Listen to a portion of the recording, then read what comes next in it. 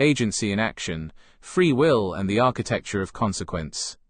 Exploring the Interplay of Causality, Karma and Moral Responsibility by Aslan Adnan, M.A. Synopsis.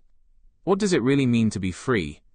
Are human beings the authors of their own lives, or are our choices shaped by forces beyond our control? In this thought-provoking philosophical essay, Aslan Adnan examines one of humanity's oldest and most profound questions through a fresh, universal lens that transcends religion, culture, and ideology. Distinguishing between human agency and free will, the book argues that people possess genuine capacity to make meaningful choices, but always within the constraints of natural laws, biological realities, social conditions, and the actions of others. Reinterpreting the ancient concept of karma as action and consequence rather than reward and punishment, it presents a sophisticated model of causality that aligns with both philosophical reasoning and systems thinking. Dharma is likewise explored not as a religious doctrine, but as the lawful order that underpins both nature and civilization. Drawing on Eastern and Western philosophy, including Aristotle, the Stoics, compatibilism, and existentialism, the book demonstrates how agency, responsibility, and moral order can coexist within a causally structured universe. Through compelling real-world examples, it challenges fatalism while rejecting the illusion of absolute freedom, offering instead a balanced philosophy of responsibility, resilience, and ethical living. Accessible, intellectually rigorous, and deeply relevant to modern life, this work invites readers to rethink how every choice shapes not only their own future, but the interconnected world we all inhabit. Agency in Action, Free Will and the Architecture of Consequence. Exploring the Interplay of Causality, Karma and Moral Responsibility by Aslan Adnan, M.A. Sunday, 5 July 2026. Introduction. Few philosophical questions have generated as much debate as whether human beings genuinely possess free will. Every civilization has confronted the problem in one form or another. Are our choices truly our own, or are they merely the inevitable consequences of prior causes? Do individuals actively shape their destinies, or are they simply passengers carried along by forces beyond their control? These questions have occupied philosophers, theologians, scientists, jurists, and ordinary people for millennia because they lie at the heart of morality, justice, responsibility, and the human condition. This chapter approaches these questions from a deliberately secular and philosophical perspective. Although concepts originating from various religious and philosophical traditions will be examined, they will be treated as intellectual frameworks rather than articles of faith. The objective is neither to defend nor to refute any religion, but to explore universal principles that transcend culture, geography, and historical period. One of the greatest obstacles to understanding free will is the tendency to reduce the discussion to a false dichotomy. Many people assume that either everything is predetermined or everything is entirely free. Reality appears considerably more complex.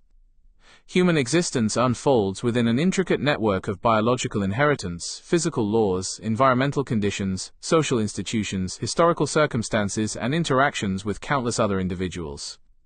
Within this web of influences, people nevertheless appear capable of making meaningful choices. The challenge is to understand how these two realities coexist.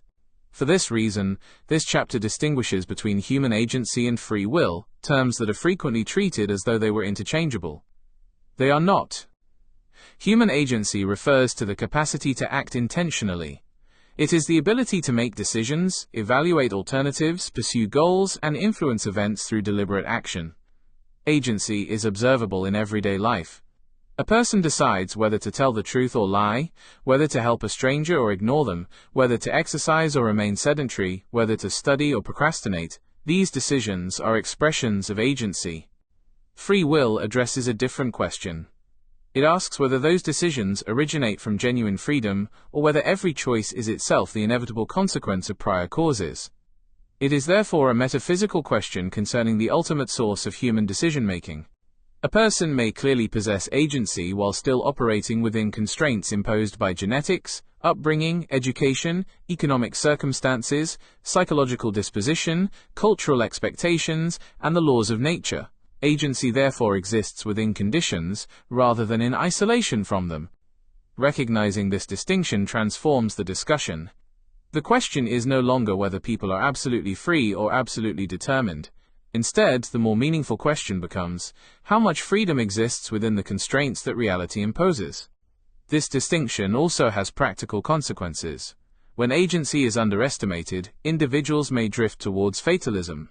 They begin to believe that their decisions are ultimately meaningless because every outcome has already been determined by fate, destiny, divine intervention, or impersonal forces beyond human control. Such beliefs often diminish personal responsibility and discourage constructive action. Conversely, exaggerating free will can be equally misleading. It ignores the undeniable influence of biology, social conditions, accidents, historical context, and the countless variables over which no individual exercises control. Human beings neither write the entire script of their lives nor merely recite lines written by someone else. They participate in an unfolding reality whose future is shaped by innumerable interacting causes. Throughout this chapter, another conceptual shift will also be adopted. Rather than describing karma in simplistic moral terms as good karma or bad karma, it is more philosophically precise to understand karma as action and consequence. This interpretation removes unnecessary moral judgment and instead highlights a universal principle of causality. Every action alters conditions. Those altered conditions influence subsequent events. Consequences themselves become causes, producing further consequences in an ongoing chain of interaction. This understanding resonates far beyond Indian philosophy. Scientific reasoning similarly assumes that events do not arise spontaneously without antecedent conditions. Every observable phenomenon emerges from preceding causes operating within lawful systems. Although ethical causation differs fundamentally from physical causation, both share an underlying commitment to intelligibility rather than randomness. Viewed in this way, human life is best understood not as an isolated sequence of individual choices, but as an immense network of interacting actions and consequences. Every decision contributes, however modestly, to the evolving fabric of reality. Human agency does not operate outside this network. It operates within it, continually shaping and being shaped by it. The remainder of this chapter will examine how different philosophical traditions have attempted to understand this relationship between freedom, causality, responsibility, and moral order. Despite their differences, many converge upon a remarkable insight: human beings are neither omnipotent architects of their destinies nor helpless victims of fate. They are participants in a lawful universe whose future is influenced, in part, by the choices they make. Human agency, the power to choose within constraints. Every moment of conscious life involves decision-making. Some decisions are trivial, such as choosing what to eat for breakfast, or which route to take to work. Others carry profound consequences, including selecting a profession, entering a marriage, voting in an election, or deciding whether to act honestly or deceptively. Collectively, these decisions constitute the exercise of human agency. Agency is often misunderstood as unlimited freedom. It is nothing of the sort. Every decision is made within a landscape of constraints. A person cannot simply will away the force of gravity, reverse the passage of time, or choose the circumstances of birth. Human beings inherit a genetic constitution, are born into particular societies, acquire languages they did not invent, and mature within economic, political, cultural, and environmental conditions over which they initially have no control. Yet these constraints do not eliminate agency. Rather, they define the arena within which agency operates. A useful analogy is a game of chess. Every player is bound by the same rules. The movement of each piece is strictly limited. Nevertheless, within those limitations exists an almost limitless range of possible strategies. The rules constrain the game, but they do not determine every move. Likewise, natural laws, biological realities, and social structures establish the boundaries of human action, but they do not dictate every decision. This distinction has occupied philosophers for centuries. The ancient Greek philosopher Aristotle argued that moral responsibility depends upon voluntary action. Praise and blame become meaningful only if individuals possess sufficient control over their conduct. Virtue, in his view, develops through repeated choices that gradually shape character. Character is therefore not merely inherited, it is cultivated through habitual action. Centuries later, the Stoic philosophers offered a different perspective. They recognized that many external events lie beyond human control, yet insisted that individuals retain authority over their judgments, attitudes, and responses. Although the external world may constrain circumstances, the internal exercise of reason remains an expression of agency. This insight continues to influence contemporary psychology, particularly approaches that distinguish between events themselves and our interpretations of those events. During the Enlightenment, philosophers intensified the debate. David Hume argued that freedom should not be understood as the absence of causation. Rather, freedom consists in acting according to one's own motives and desires, even if those motives themselves have causes. This position later became known as compatibilism, the view that causality and meaningful freedom are not mutually exclusive. By contrast, Immanuel Kant maintained that morality presupposes genuine freedom. If every human action were entirely predetermined, moral responsibility would become incoherent. Concepts such as duty, obligation, justice, and accountability would lose their philosophical foundation. Modern neuroscience has added another layer to the discussion.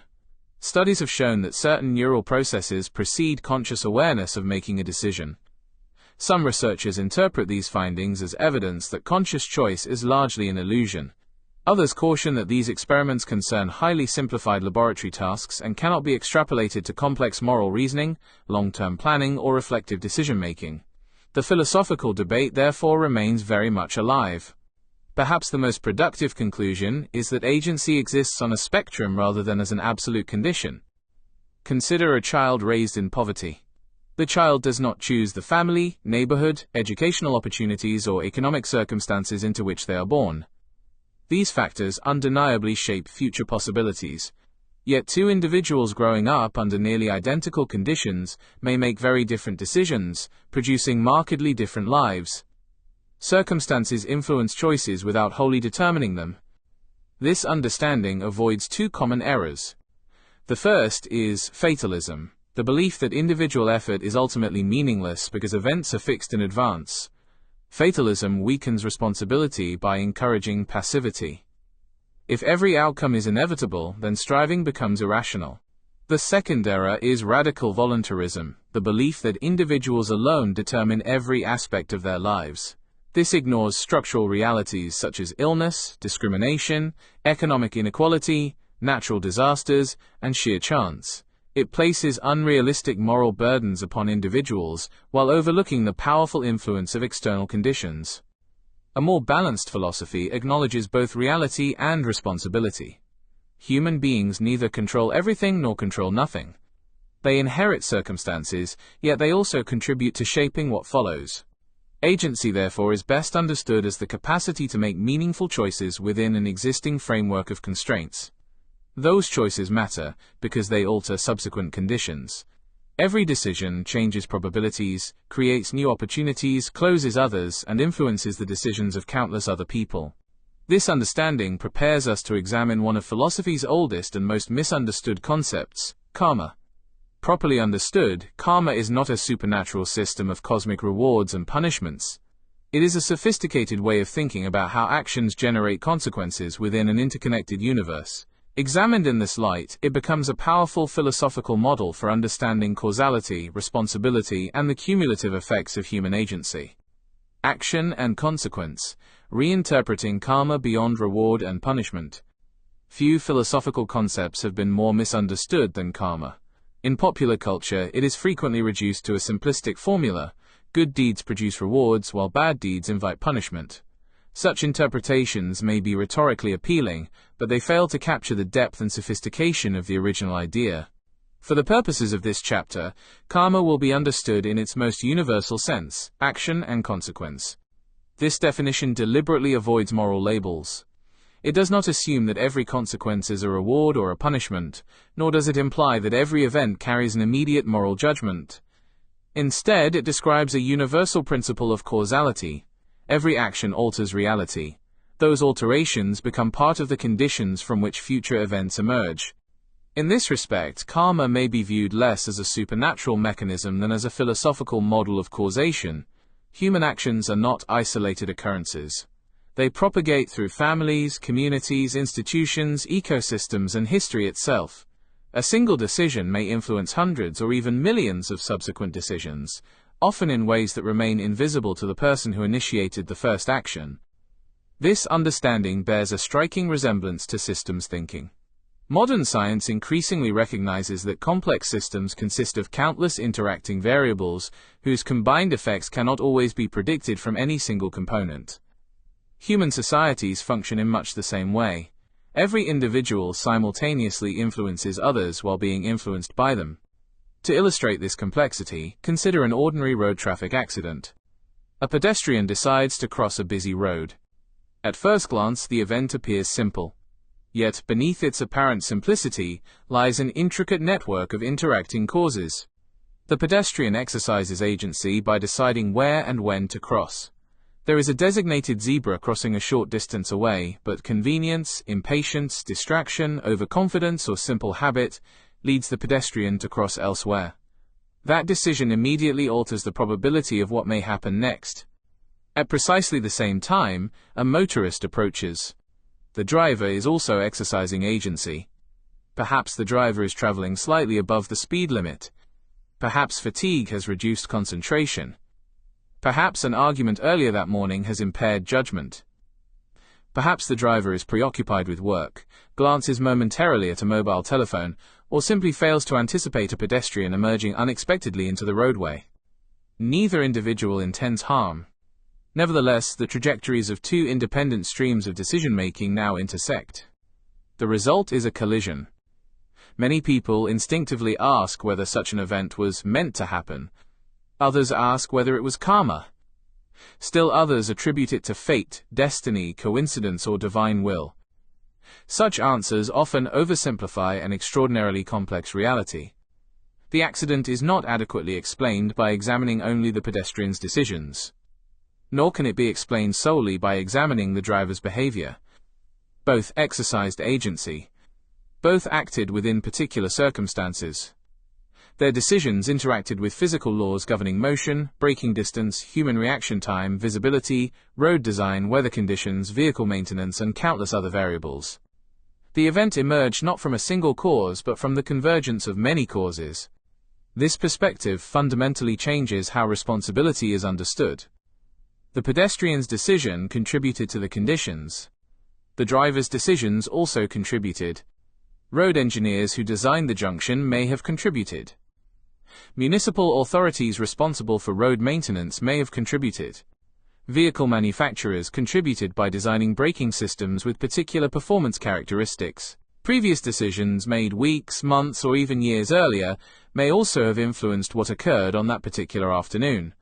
None of these causes alone necessarily produced the accident. Together, however, they created the conditions under which the accident became possible. This illustrates an important philosophical principle. Human actions rarely operate in isolation. Every decision enters an already existing web of relationships, causes, and consequences. Individual agency, therefore, functions not independently but interactively. Each person's choices become part of the environment within which others make their own choices. This is precisely why reducing karma to individual reward and punishment is philosophically inadequate. Consequences frequently arise from the interaction of multiple agents whose independent decisions converge in unexpected ways. What one person experiences today may partly reflect decisions made by countless others, just as today's actions may influence people yet unborn. The concept of karma, understood as action and consequence, therefore directs attention away from mystical speculation and towards causal analysis. It encourages us to ask not who deserves this, but rather, what sequence of actions and conditions made this outcome possible. The difference is profound. The first question searches for blame. The second searches for understanding. It is this shift from moral simplification to causal complexity that transforms karma from a religious doctrine into a powerful philosophical framework for analyzing human affairs. Yet another question naturally follows. If countless actions continually interact to shape reality, does the universe possess any underlying order within which these interactions occur? Or are actions and consequences merely unfolding within a morally neutral cosmos governed only by impersonal laws? To explore that question, we must turn to another ancient concept that is equally misunderstood: Dharma. Dharma, natural law, and the architecture of order. Having examined karma as action and consequence, we may now ask a deeper question. If actions generate consequences, within what kind of universe do those consequences unfold? This question leads us to the concept of dharma. Like karma, dharma has often been confined to a religious context. Yet viewed philosophically, it can be understood in a broader and more universal sense. Dharma need not be interpreted as a religious obligation or divine command. Rather, it may be understood as the underlying order that enables the universe to function coherently. Every civilization has recognized, in one form or another, that reality exhibits order rather than chaos. The planets move according to predictable gravitational laws. Chemical reactions follow consistent principles. Living organisms develop according to biological processes.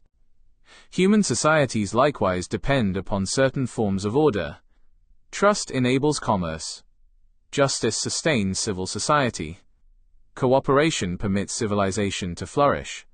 Without some degree of order, neither nature nor society could function for very long.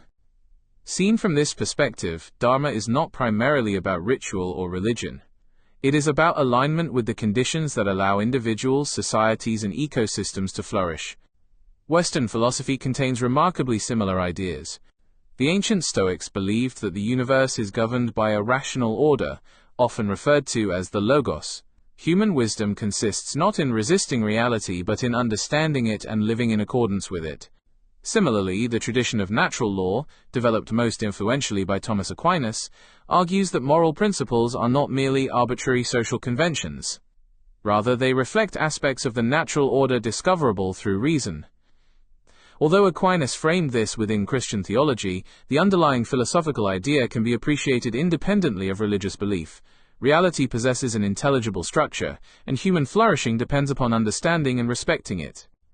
A comparable insight appears in the philosophy of Aristotle. His concept of telos refers to the characteristic purpose or end towards which a thing naturally develops. A seed tends towards becoming a tree. The human capacity for reason tends towards wisdom and ethical excellence. Flourishing arises when something fulfills its proper nature rather than acting contrary to it. These traditions differ in language, history, and metaphysical assumptions. Yet they converge upon a common philosophical intuition. There exists an underlying order within which human life unfolds. This understanding also clarifies the relationship between divine action and human agency. Many people assume that if God exists, every event must be individually directed by divine intervention. Such a view raises difficult questions. Why does God permit disease? Why are there earthquakes, wars, accidents, and injustice? Why are innocent people harmed? An alternative perspective avoids these difficulties without diminishing the significance of the divine. One may conceive of God as establishing the fundamental architecture of reality rather than micromanaging every individual event.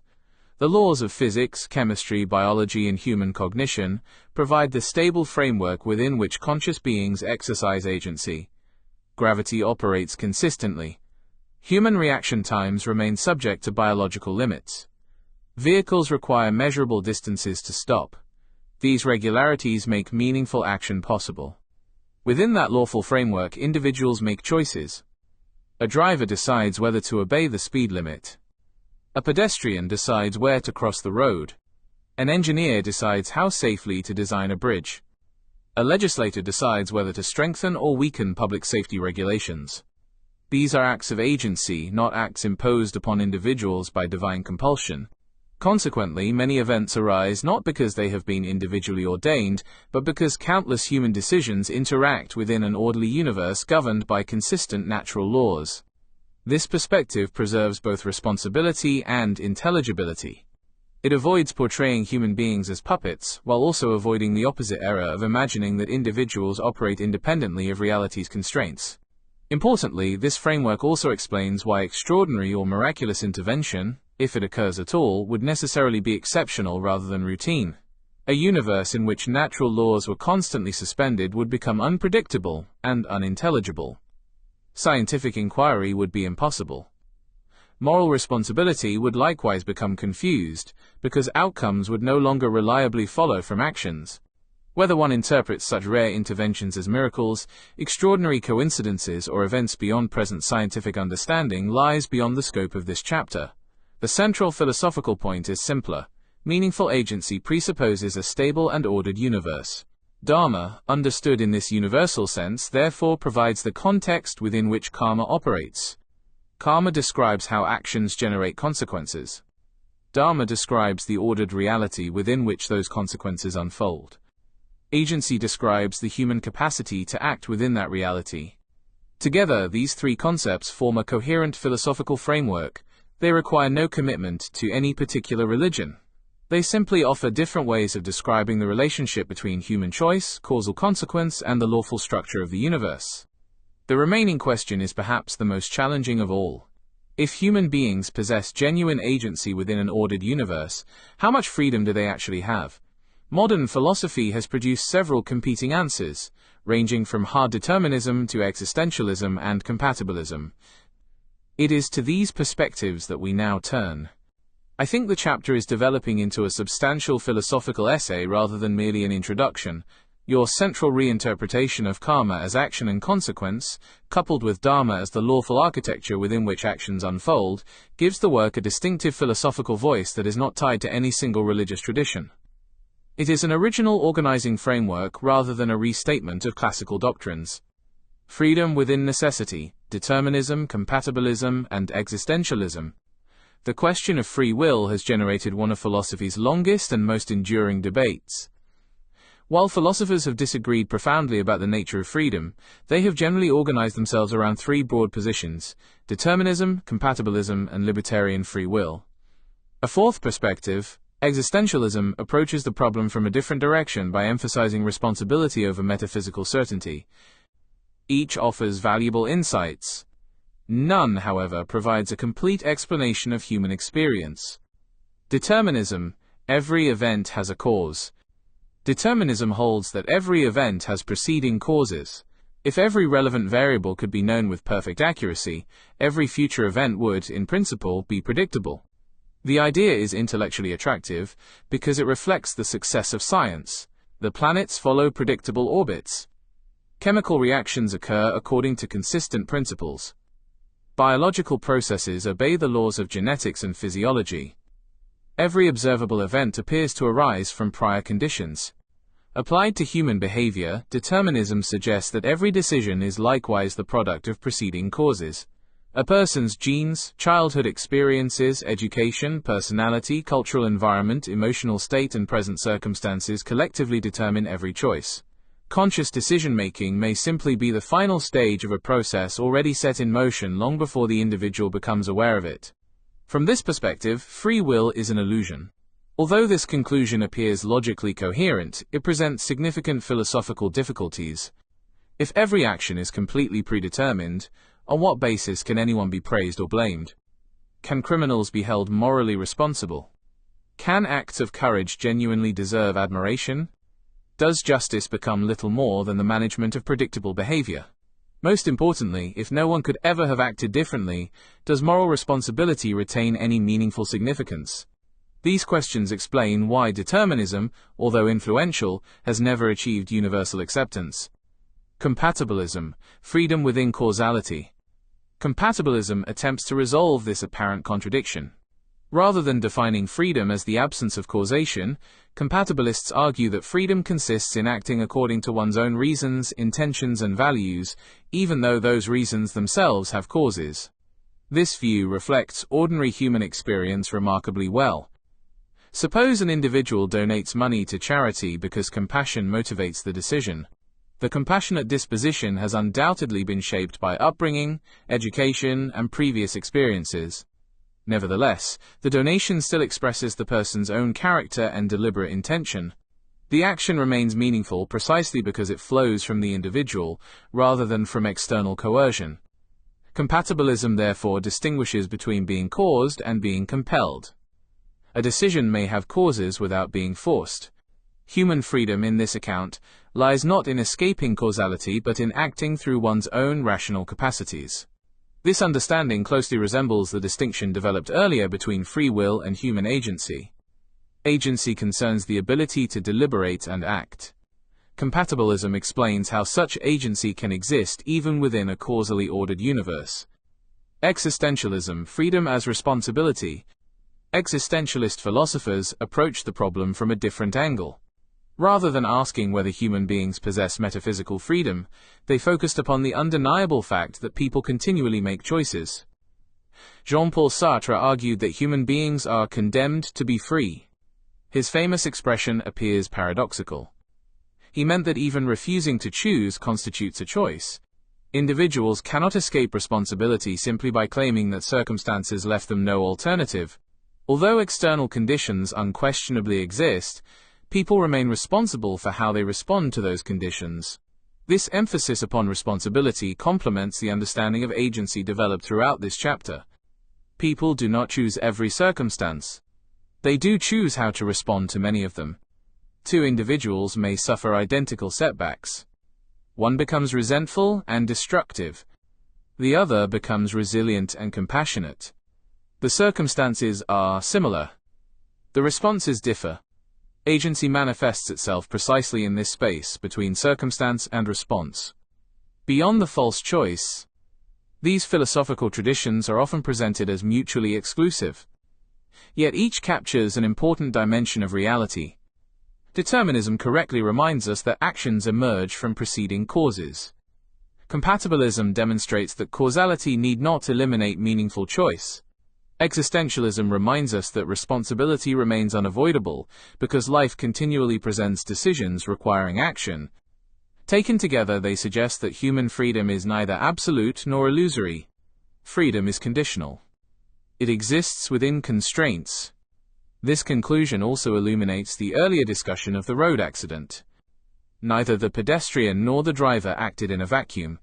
Each brought unique histories, habits, beliefs, emotional states, and immediate circumstances to the encounter. Each exercised agency. Each influenced the outcome. Yet neither exercised complete control over every variable. Reality emerged from the interaction of independent choices operating within lawful conditions.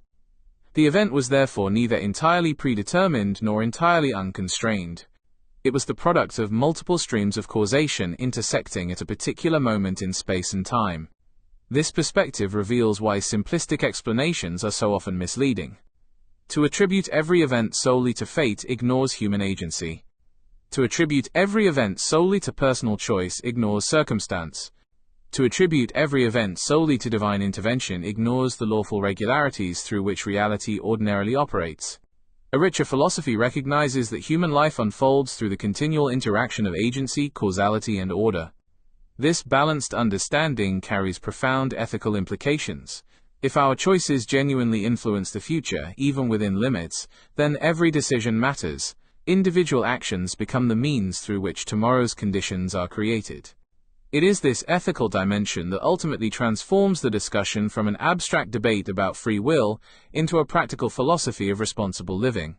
This sets up the final section naturally, where the chapter can move from philosophical analysis to practical application by exploring how recognizing agency changes personal ethics, public policy, education, justice, leadership, and civilization itself, before ending with a strong concluding synthesis.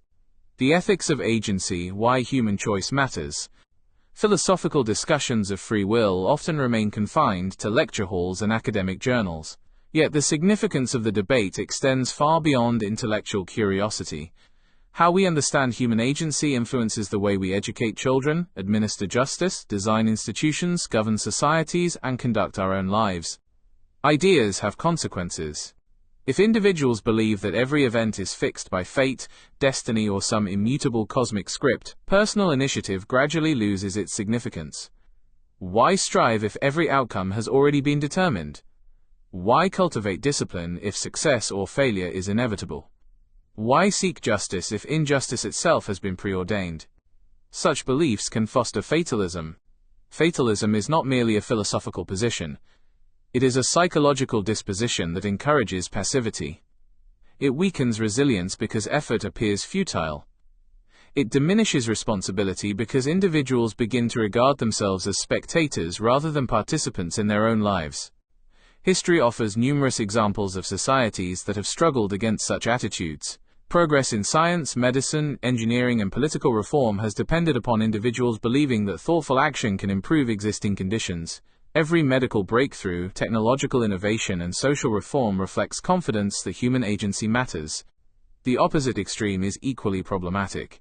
Modern culture sometimes promotes an exaggerated individualism in which every success is attributed entirely to personal effort and every failure entirely to personal weakness.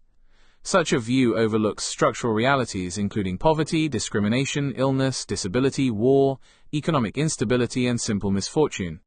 Neither extreme adequately reflects reality. Human beings inherit circumstances they do not choose. Yet within those circumstances they possess varying degrees of agency. Wisdom lies in distinguishing between what can and cannot be changed.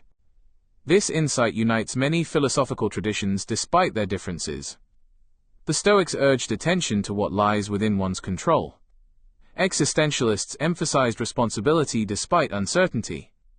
Compatibilists argued that meaningful choice survives within causality.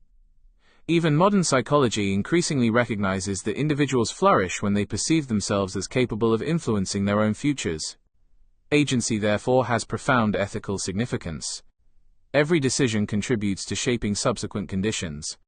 A teacher who inspires curiosity influences generations of students.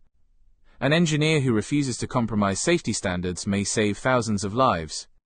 A journalist who values truth strengthens democratic institutions. A parent who demonstrates patience and integrity shapes the character of future citizens. These actions may appear ordinary. Collectively, they transform societies. Conversely, seemingly insignificant acts of negligence, dishonesty, or indifference also accumulate. Corruption rarely begins with monumental crimes. It often begins with small compromises that gradually become normalized. Environmental degradation similarly emerges through countless individual and institutional decisions, whose cumulative effects become visible only decades later. Action and consequence operate continuously. This understanding returns us to the example of the road traffic accident. The collision was not simply an isolated event. It was the visible outcome of numerous preceding decisions. Equally important, it became the beginning of new chains of consequence. Families were affected. Medical professionals became involved. Insurance companies processed claims. Courts may have examined liability. Legislators might even revise road safety regulations in response to similar incidents. Every consequence became the cause of further consequences. The chain continued. This illustrates one of the chapter's central arguments. Human agency is never exercised in isolation. Every decision enters an interconnected network of relationships extending far beyond the individual decision-maker.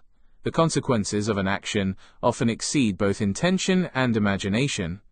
Recognizing this interconnectedness encourages humility. No individual controls every outcome. Yet neither is any individual's contribution insignificant. Our influence may be limited. It is rarely negligible. This balanced understanding also reshapes the concept of responsibility. Responsibility is not the unrealistic expectation of controlling everything.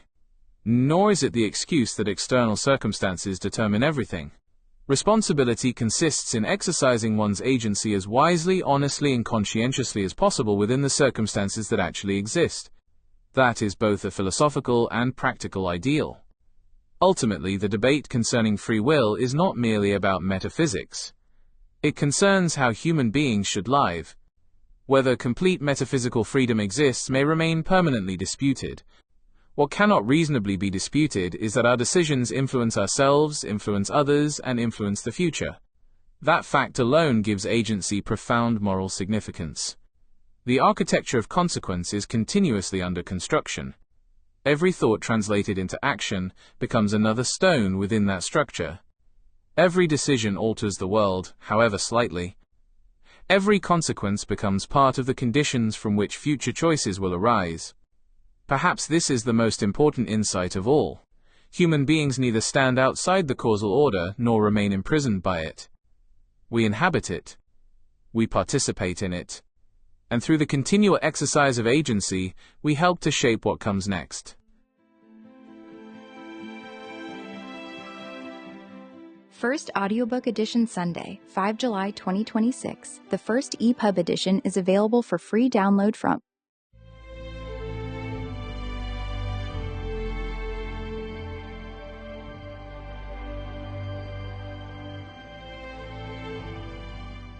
The author has placed this work in the public domain. It may be freely imported, exported, shared, distributed, edited, modified, or reformatted without explicit consent from the author. As a visually impaired person, the author asserts his rights under the Marrakesh Treaty to facilitate access to published works for persons who are blind, visually impaired, or otherwise print disabled. 2013, WIPO.int. Early bird registration for my September 5th event is valid until July 31st for a minimum donation of 150 ringgit. Made before July 31st, you can attend my September 5th event. All proceeds for all your donations will be used not just for your meal for the day, but also for my various eye treatments and sponsoring some persons with disability to attend the event. From July onwards, it will be 150 ringgit until the end of July. Then in August, it will go up to 200 ringgit. Thank you.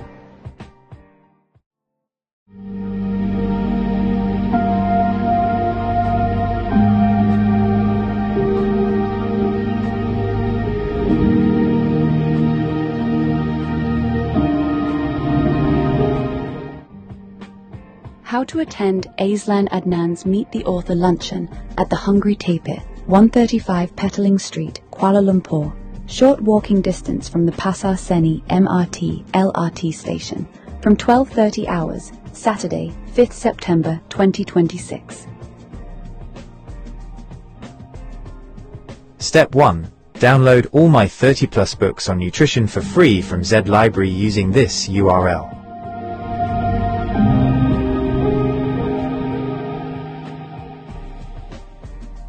However, there is a limit of 10 downloads a day from Z Library.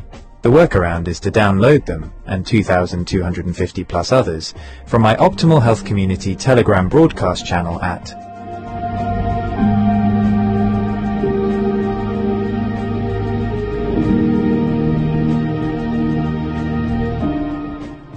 EPUB Electronic Publishing.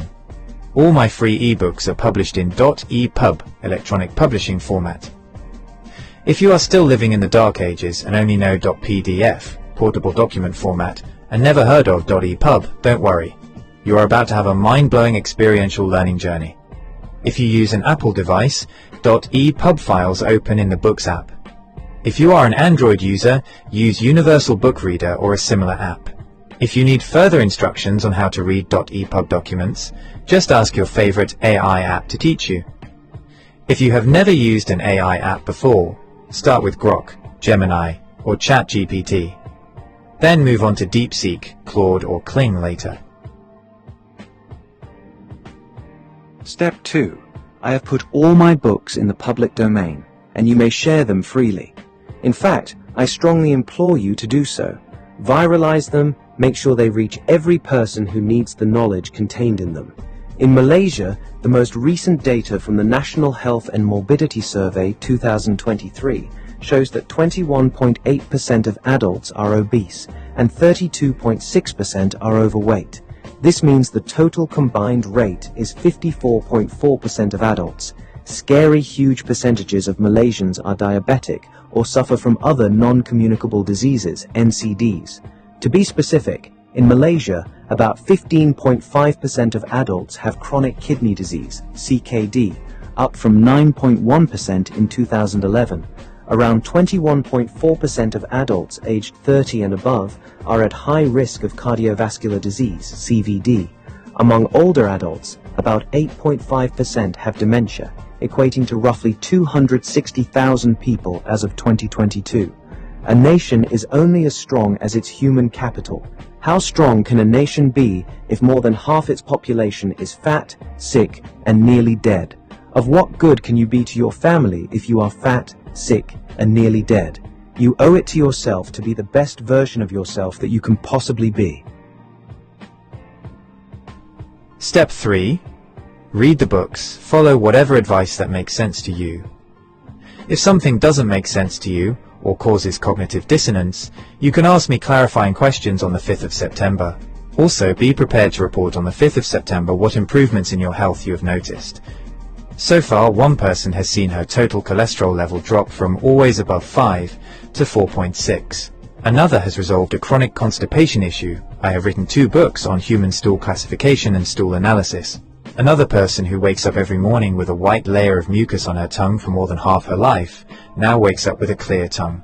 Step 4. Make the minimum donation by the required dates. The longer you prevaricate, the higher the minimum donation gets. Minimum donation per pax: 100 ringgit for donations received by June 30th, 150 ringgit for donations received by July 31st, 200 ringgit for donations received by August 31st, 500 ringgit for donations received by the 5th of September and for walk-ins. Places are limited. However, I do not wish to deprive anyone. If enough people register, we can take over the whole restaurant, so make your donations early to reserve your place. Purpose: your donations will go towards sponsoring persons with disability, PWD, to attend the event and also towards my various ongoing eye treatments. Sponsorship: if you run a business and wish to promote your business, you can sponsor door gifts, gift vouchers, or even cash.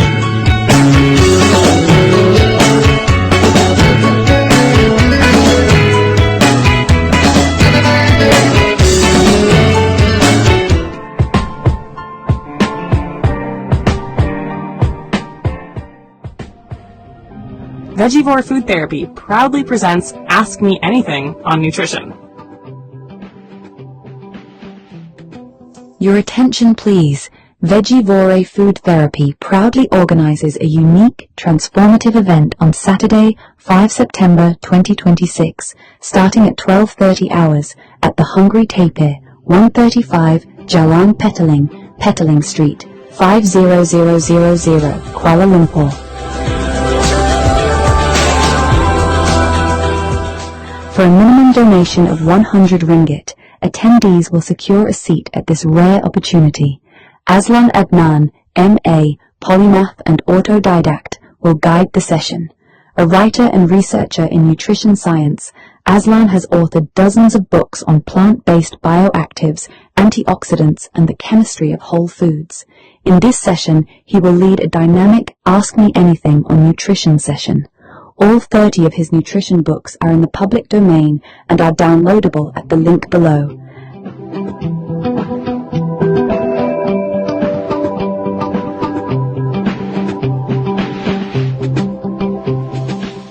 Attendees must read these books in advance and come prepared with their questions. This is a singular chance to engage with one of today's leading independent nutrition thinkers. Don't miss it. A healthy, whole food, plant-based lunch with the menu curated by Aslan Adnan will be served. No need to write your name in the reference of the bank transfer, as it will automatically be displayed, but include your phone number in case we need to contact you for any last-minute changes.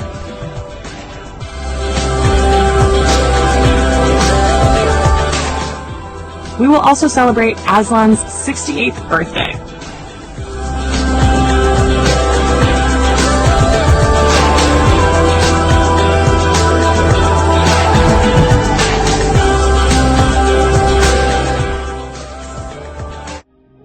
Some of you have been wondering why a YouTube channel devoted to green political philosophy and ideology would address health issues. The stark facts are these. Data from the National Health and Morbidity Survey in Malaysia 2023 shows that 54.4% of adults are either overweight or obese, with 32.6% classified as overweight and 21.8% as obese. Abdominal obesity, per wrote Bo Roy, was also reported at 54.5%. Compared to 2011, the combined prevalence of overweight and obesity has increased from 44.5% to 54.4%. According to the same survey, 15.6% of adults in Malaysia have been diagnosed with diabetes, kencing manis. Additionally, about 21.4% of Malaysian adults aged 30 and above have a high 10-year calculated risk of developing cardiovascular disease, CVD, sakit jantung. In Malaysia, precise prevalence data for diagnosed CVD is somewhat limited. Data from 2010 to 2021 indicated that 16.6% of all registered deaths were due to CVD. A 2015 survey found that 14.1% of working-age adults had diabetes, 24.5% had hypertension, and 45.9% had high cholesterol. The World Heart Federation also noted in 2022 that around 11% of deaths in Malaysia are linked to CVD. In 2011, the prevalence of chronic kidney disease, CKD, sakit buah pinggang, was 9.07%. A nationwide study in Malaysia in 2018 estimated that 15.48% of adults, over 5 million people, have CKD. It really is alarming. These numbers are striking, especially when you consider how rapidly they have grown over just a decade. It is a massive public health challenge. In light of these statistics, the implications for nation building and capacity building are stark. What value does a nation have if more than half its population are fat, sick, and nearly dead?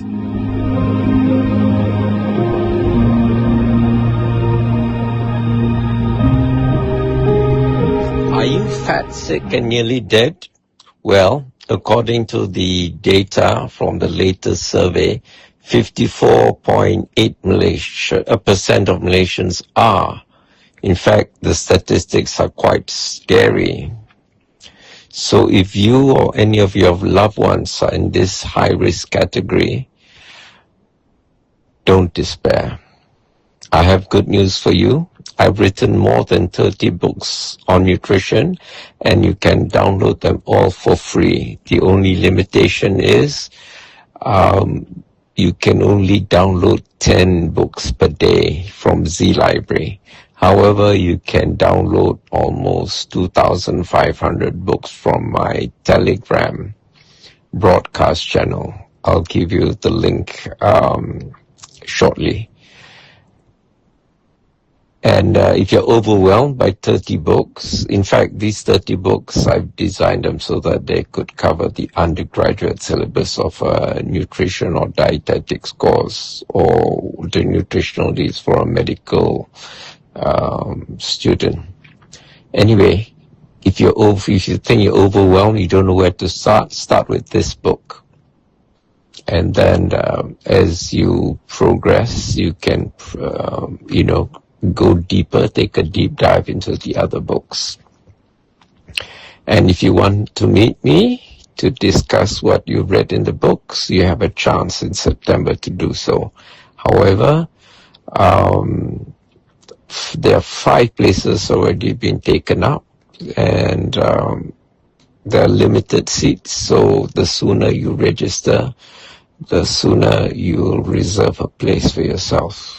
Attendance is by donation, so details are in the following video.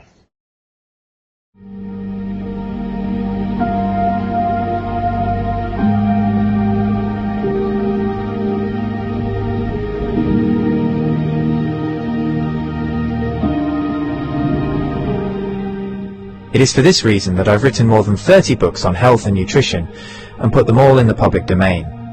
Why nutrition? Because nutrition is the single biggest factor and lowest hanging fruit we can address to improve our health. 80% of our health is influenced by nutrition, which is our biggest exposure to the environment. The others are genetics, at 5%. But even with genetics, the emerging science of epigenetics shows how we can switch off bad genes and switch on good ones with nutrition. The remaining 15% relate to other lifestyle factors, including sleep, meditation, relationships, air quality, and so forth.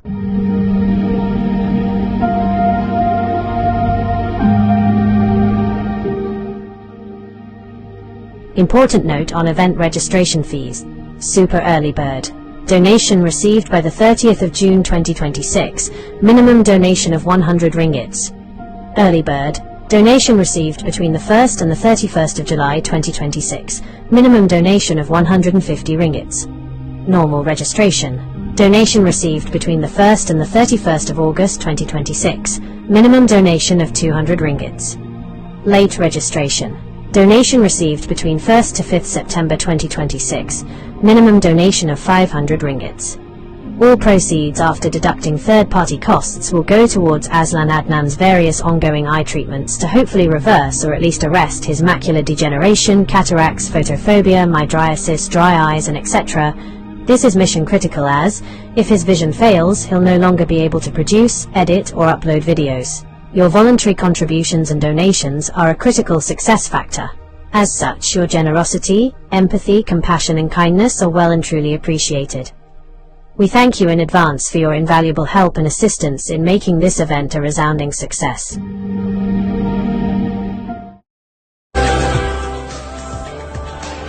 About the author.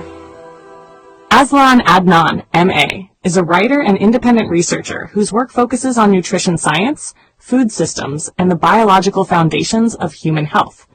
His writing examines how natural foods contain complex compounds that interact with human physiology in ways that may support long-term well-being. He has a particular interest in plant-based bioactive compounds such as polyphenols, carotenoids, flavonoids, and other phytochemicals found in fruits, vegetables, herbs, spices, algae, and fungi. His research explores how these compounds function in plants and how they may influence human nutrition when consumed as part of a balanced diet. Aslan approaches nutrition from a multidisciplinary perspective, drawing on biochemistry, plant biology, and public health nutrition. His work aims to translate complex scientific concepts into clear explanations so that readers can better understand the nutritional value of everyday foods. He is the author of several books examining natural sources of antioxidants and other dietary compounds. Author of the Antioxidant series, Antioxidants in Herbs and Spices, Antioxidants in Algae, Microalgae, and Fungi, Antioxidants in Fruits and Vegetables, Antioxidants in Nuts and Seeds, Antioxidants in Berries. Author of the Nutrient series, Macronutrients, Volume 1, Carbohydrates, Macronutrients, Volume 2, Lipids, Macronutrients, Volume 3, Proteins, Micronutrients, Vitamins, Trace Elements, and Minerals, Anti-nutrients, the hidden blockers in your food, Phytonutrients, the quiet power of plants, Water, the forgotten fourth, a macronutrient you can't ignore, other books on health and nutrition, Tuber's Briefing Paper, 2nd edition, Aslan's 5-Powder Manifesto, Eating the Greek Way, How Cultural Habits Support Health Without Trying, Ideology on a Plate, How Robert F. Kennedy Jr. Turned U.S. Dietary Guidelines into a Scientific Farce, Maslow in 2026, A Practical Guide to Actual Needs, Not Scrollable Wishes. These works form part of an ongoing series exploring the chemistry, biological roles, and nutritional significance of bioactive compounds in plant foods. Through his writing, Aslan advocates a practical food-first approach to nutrition. His work emphasizes whole foods, dietary diversity, and balanced eating patterns, rather than reliance on isolated nutrients or supplements. He holds a Master of Arts in International Business and Management from the University of Westminster in London, and writes extensively on nutrition science, health, and food-based approaches to long-term well-being. Aslan Adnan, the quiet revolutionary of real food writing. Aslan Adnan, M.A., is a Malaysian polymath who spent decades turning food into philosophy. Raw, unfiltered, no hype. You won't find him pushing superfoods or miracle diets. He dissects what actually works. Whole plants, spices, microbes, and the quiet chemistry that keeps bodies humming. With over 30 books, self-published, shared freely on Z-Library, Facebook groups, Telegram channels, Aslan's output is prolific. Part manifesto, part manual. Early works like Spring Has Sprung, a psychological thriller, and travelogues On the Road to the East Coast reveal his roots in journalism, advertising, and storytelling. But nutrition became his mission. Educated with a Master of Arts in International Business and Management from the University of Westminster, London, he taught at the School of Management, Royal Holloway, London, while pursuing doctoral research in business strategy and environmental management, specializing in the international timber trade. That academic backbone, rigor, systems thinking, sustainability, bleeds into his food writing. No fluff, just evidence. The core series, the Macronutrients Trilogy, Volume 1 on carbohydrates, glucose, fiber, metabolism, Volume 2 on lipids, fats, omega-3s, inflammation, Volume 3 on proteins, repair, enzymes, muscle. Then micronutrients, water, and anti-nutrients, the plant world's double-edged sword. Anti-nutrients are naturally occurring compounds in whole foods, phytates, oxalates, lectins, goitrogens, that can bind minerals, block enzymes, or mess with absorption. They evolved as plant defenses, but in us, they steal iron from spinach, calcium from kale, or spike gut irritation from raw beans. Variety wins. 30 plants a week, not monodiets. Raw's romantic, but cooked smarter. Add spice blends like Aslan's 5-powder manifesto, turmeric mixes for real anti-inflammation, and you've got a library that says, eat wide, not weird. Why release it all into the public domain? Because knowledge isn't currency. It's oxygen. Aslan watched corporations gatekeep health, paywalls on papers, patented supplements, proprietary blends that hide what works. He refuses. His books aren't for sale. They're for spread. No DRM, no ads, no ego. Just files anyone can download, print, share. He says it plain. If one person in a kampong swaps white rice for brown or steams kailan instead of boiling it, that's the win, not royalties. He's no gatekeeper. His Facebook, Aslan Green Party, Instagram, and YouTube drop bite-sized truths. Traffic light WFPB guides, eye health talks on looting, vegan journeys. He credits tradition, curries, forest mushrooms, seaweed from tides, and lives it. Unpeeled carrots, home ferments, no moralizing. 30-plus titles aren't about volume. They're depth. Carbs to phytonutrients, water to gut bugs. Aslan doesn't sell health. He hands you the tools. Read him and your plate changes. Not because you're broken, because you're built for better. A heartfelt light. To every soul whose hand did give, you've helped me dream, helped me live. In darkest hours your light came through, with hearts so kind, so pure, so true. Your gifts, like stars in deepest night, have steered me gently toward the light. Each coin, each word, each silent prayer, a thread of hope so rich, so rare. My eyes once dimmed now seek the skies, and slowly clearer visions rise. Because of you, I dare to see the world again. Its grace, its plea. Your compassion's flame will not just stay with me alone. It lights the way for others wandering through despair to feel the warmth of selfless care. You've shown what love in action means, in quiet ways through giving scenes. You've built a bridge from soul to soul and made the broken feel more whole. So let this thanks rise like a song, a melody both soft and strong. May your example gently call more hearts to rise to give.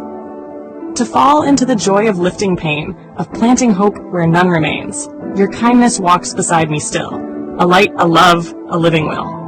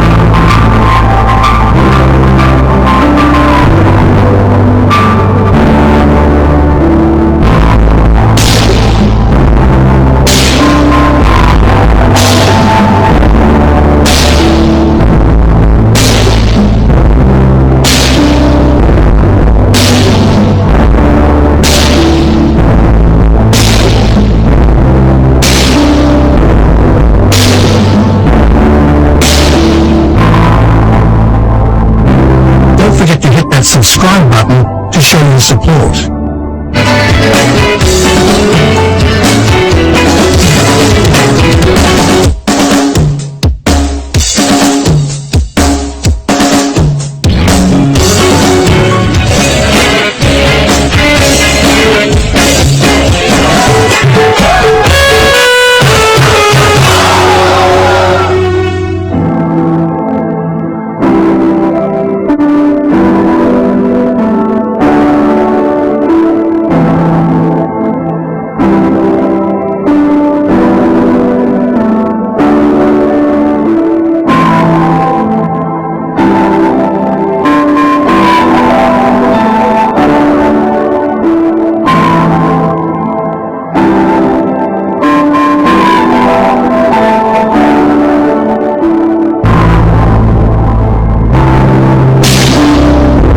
Share your thoughts in the comments below. Don't forget to like this video and subscribe to our channel to show your support.